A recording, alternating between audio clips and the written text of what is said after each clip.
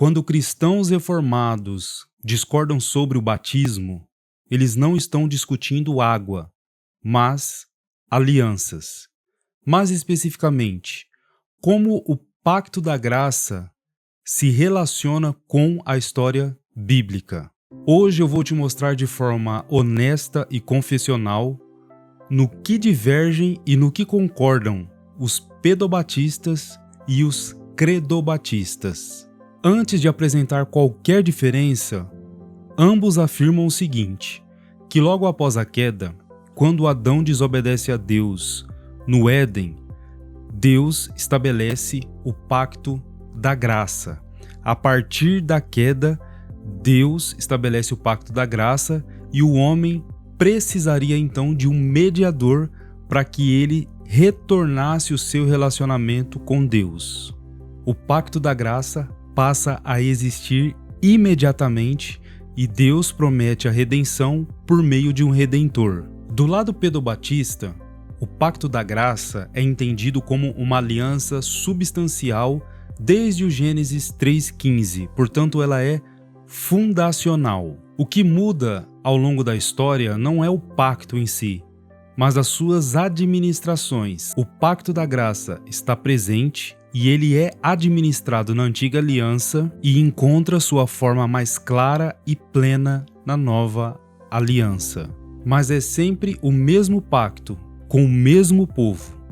Por isso, o conceito da igreja visível, onde ela é formada de adultos e de crianças, portanto de regenerados e não regenerados, assim como Israel era formado de adultos e também de crianças. A lógica do pedobatismo é a continuidade. Do lado credobatista, a leitura ela é um pouco diferente, mas não menos reformada, e é aqui que eu me encontro. O credobatista também afirma que o pacto da graça existe logo após a queda do homem, ou seja, de Adão, do pacto das obras. Porém, ela faz uma distinção importante. O pacto da graça existe primeiro como promessa antes de ser um pacto formal em si.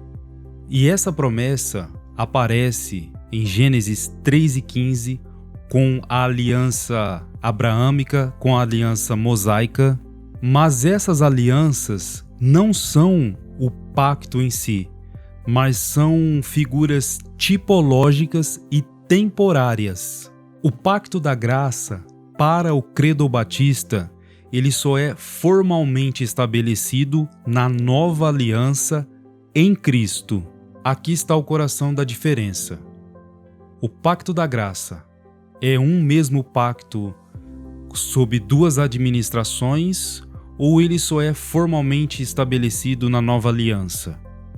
O pedobatista vai responder que é um mesmo pacto sobre duas administrações. E como eu disse, aí está a lógica, a continuidade. Já o credobatista vai dizer que o pacto da graça foi revelado primeiro como promessa e na progressividade até o seu pleno estabelecimento em Cristo. Mas há um pensamento central acerca do pacto da graça. É o mesmo pacto administrado sob formas distintas. Essa diferença pactual gera uma diferença eclesiológica. Para o pedobatista, a igreja visível é composta dos adultos, professos e seus filhos, assim como Israel, o que vai gerar uma igreja composta por regenerados e não regenerados. Para o credobatismo, a igreja é definida pela nova aliança. Então a igreja ela é composta de pessoas professas e também de pessoas regeneradas, o que deveria, na minha opinião, aumentar a nossa responsabilidade como credobatistas, porque nós fazemos parte, em tese, de uma igreja de só regenerados. O batismo de crianças ou de crentes professos, ele não gera uma diferença em si, mas ele só revela uma diferença anterior. Apesar de ser credobatista, o ponto crucial e final é o seguinte: Nenhum dos dois lados nega o pacto da graça e nenhum dos dois lados nega o evangelho. A diferença está em como a Bíblia organiza a história da redenção. Se entendermos isso, o debate deixa de ser carnal, passa a ser teológico, honesto e frutífero. E é exatamente assim que deve ser.